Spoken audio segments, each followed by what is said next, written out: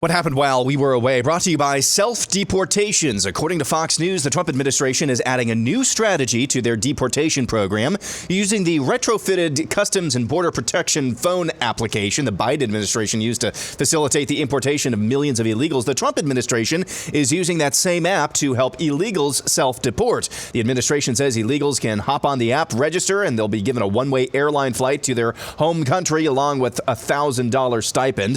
The administration says this method of deportation will be over 70% less expensive than conventional arrests and deportations. The confirmation of Trump's pick to be the head prosecutor for the federal government in the District of Columbia, Ed Martin, continues to be held up, likely by the typical cadre of America-hating Republicans like Bill Cassidy, John Cornyn, Tom Tillis, Susan Collins, just to name a few.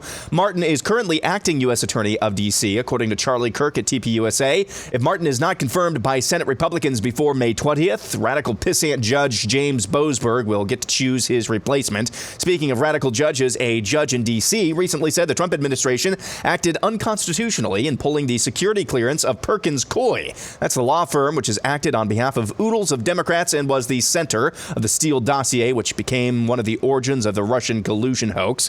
On trade aboard Air Force One yesterday, Trump says deals could be announced this week. It could very well be. Nobody understands. We're negotiating with many countries. But at the end of this, I'll set my own deals because I set the deal. They don't set the deal. I set the deal. They've been ripping us off for years. I set the deal. Every country, almost without fail, friend and foe, has been ripping us off for years. So we're meeting with almost all of them. Also, President Trump made a bunch of people very mad online over the weekend after he posted an AI-generated image depicting himself in papal vestments. One of the worst individuals who was very mad online is Bill Kristol, who demanded the outrage of Catholic Vice President J.D. Vance over the meme, to which Vance replied, quote, "As a general rule, I'm fine with people telling jokes and not fine with people starting stupid wars that kill thousands of my countrymen," end quote. Boom.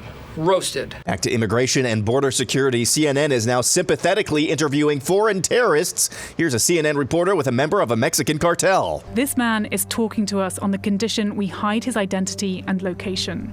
Can I pull up a chair? He says he produces fentanyl for the Sinaloa cartel.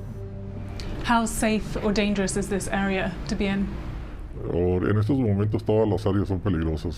I mean, according to the Trump administration, you are a terrorist. I mean, the cartels have been labeled a foreign terrorist organization. What do you make of that?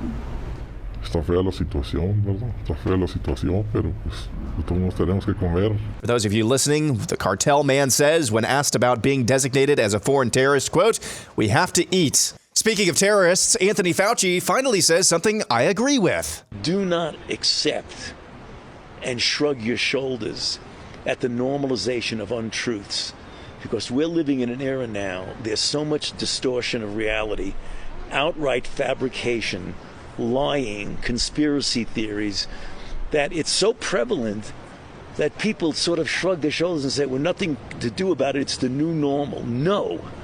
Do not accept that as the new normal. Correct, which is why you should be in prison. Speaking of people who should probably be in prison, California State Senator Scott Wiener is saying the quiet part out loud. We know that the sex offender registry contains a massive array of crimes, including, having sex in a car or in a park. That gets you on the sex offender registry.